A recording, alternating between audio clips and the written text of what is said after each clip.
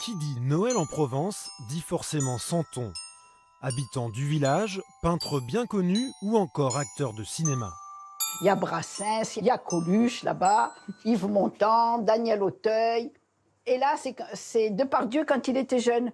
Oh, mais on ne le reconnaît plus parce qu'il est un petit peu forci. Hein. Mais ça fait 30 ans. Hein. Alors ça fait... En cette saison, ces petits personnages d'argile habitent toutes les crèches de la région.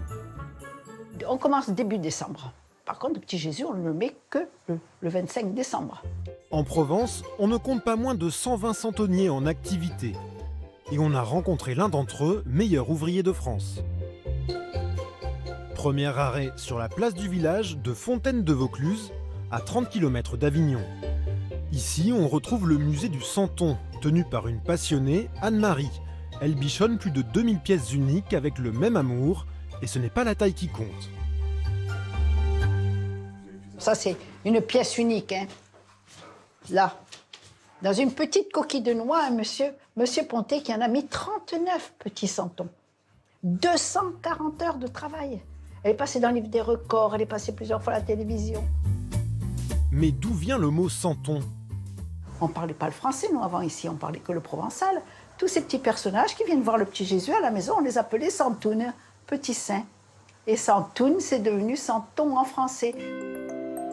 En France, faire sa crèche à la maison, c'est une tradition qui remonte à la fin du XVIIIe siècle. Avant, la fameuse scène de la Nativité était uniquement représentée à l'église. Mais à la Révolution, les lieux de culte sont fermés. En Provence, en plus des personnages bibliques, on ajoute alors le meunier, le forgeron et la bergère. Tous les gens du village. On peut en mettre autant que l'on veut. Nous, il y a des gens, ils déménagent tout le salon pour faire la crèche à Noël. Le village, c'est 1000 habitants. On peut faire une crèche à 1000 habitants si on veut. Descendant d'une famille de potiers, Daniel est santonnier à Ansouis, un petit village au nord d'Aix-en-Provence. Il fabrique ses personnages depuis plus de 50 ans. Et sa fierté, c'est cette crèche. Alors ça, c'est ma crèche de meilleur ouvrier de France. En 2003, il a la chance d'être médaillé par le président Jacques Chirac. Tous les présidents ne le font pas, mais celui qui, malheureusement, nous a quittés, il a eu la gentillesse, l'amabilité, ce qui était, paraît-il, son naturel, On était 350 nouveaux meilleurs ouvriers de France, tous métiers confondus. Il a pris son photographe et il a fait 350 photos. Voilà. Le travail d'une vie récompensée. En voyant cette œuvre d'art, difficile d'imaginer que tout commence par un bout de terre. Donc là, je vais remplir le moule. En hiver, l'argile a tendance à un petit peu coller au moule, alors que l'été, tout se passe bien. En fait, il faudrait tout faire l'été. On met la signature du santonnier. En cette saison, l'argile doit aussi sécher plus longtemps. À gauche, la statuette est humide. À droite, elle est sèche. Vous remarquez la dimension, c'est le séchage. Ça perd presque 10% de l'ensemble de ces dimensions au séchage. Après le séchage, les pièces sont cuites minimum 8 heures à plus de 1000 degrés. Alors, on va vider le four. Cette opération rend le santon plus résistant. Autrefois, on ne les cuisait pas, ils se cassaient facilement.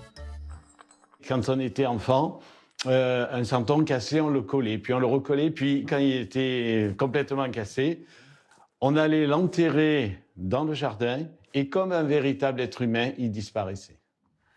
Le santonnier devient ensuite peintre. Avec précision, il habille de couleur ses amis d'argile. Les détails des santons de Daniel sont incroyables. On les croirait animés. Il en a d'ailleurs vendu aux 4 coins du monde. Et ce qui est amusant, c'est que quand j'étais tout petit, je rêvais d'être partout dans le monde. Je ne savais pas comment. Et finalement, grâce à mes santons, ils sont partis un peu de partout. C'est beaucoup de travail par rapport à ce qu'on gagne. Mais c'est un choix. Je regrette rien. Voilà.